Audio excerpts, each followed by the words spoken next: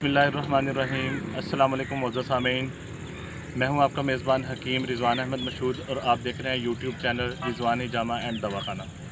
आज हम जिस जड़ी बूटी का तारुफ़ करवा रहे हैं उसका नाम रिंड है। रिंड चौड़े पत्तों और हाथ की उंगलियों की तरह इसके पत्ते होते हैं। तो हम आपको पौधे की ज़रा मुआयना करवाते हैं कि इसका पौधा कैसा है।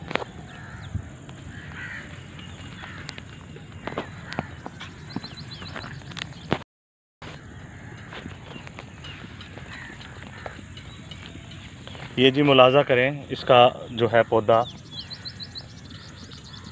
इसके पत्ते जो हैं चौड़े होते हैं और हाथ की उंगलियों की तरह है।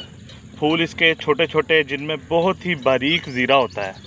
अभी इसको फूल नहीं लगे, वरना मैं आपको इसके फूल भी दिखाता। तो फल इसका तिकोन खारदार होता है। इसकी दूसरे दर्जे यानी कि बाज़ तीसरे दर्जे में भी इत्तबा कराम फरमाते हैं गर्म खुश्क है। मुज़र जो है मैदा है, मैदे को ये सुस्त करके भूख को बंद कर देता है और ये मतली लाता है। इसका मुसले जो है कतीरा, मुस्तगी, कीकर का गूंद और पुदीना है। इसकी दो इकसाम है, सफ़ेद व सुरख। यानी कि ये आपके सामने जो पेश खिदमत है, ये इसकी जो किस्म है, ये सफ़ेद इसके यानी कि सब्ज़ पत्ते हैं, ठीक है, और इसमें सुर्खी माइल भी हैं। तो इसमें बाज़ ऐसे हैं जिनके सुरख और सफ़ेद पत्ते होते हैं। ये पाकिस्तान और हिंदुस्तान में पाया जाता है। हम आपकी खिदमत में जो है वो एक नुस्खा भी जो है वो पेश करेंगे।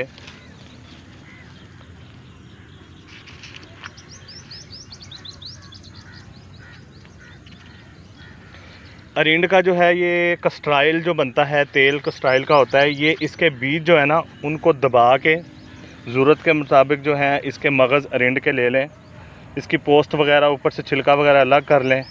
इसको जो है किसी मज़बूत थैले में जो है डाल के किसी ज़ोरदार वज़नी चीज़ से ना इसको जो है दबाएं। फिर रोगन निकल आएगा। इस रोगन को जो है वो आप निकालेंगे तो गाढ़ा होगा और गैर मुसफ़ा होगा। इसको साफ़ करके बोतलों में भर लें, ज़रूरत के वक़्त इस्तेमाल करें। ये जो है कस्ट्राइल ऑयल अरिंड का तेल भी कहलाता है। ये मुख्तलिफ़ बीमारियों में, मुख्तलिफ़ जगह पे ये है, दर्दों वगैरह में इस्तेमाल किया जाता है। तो आप इसका इस्तेमाल करें,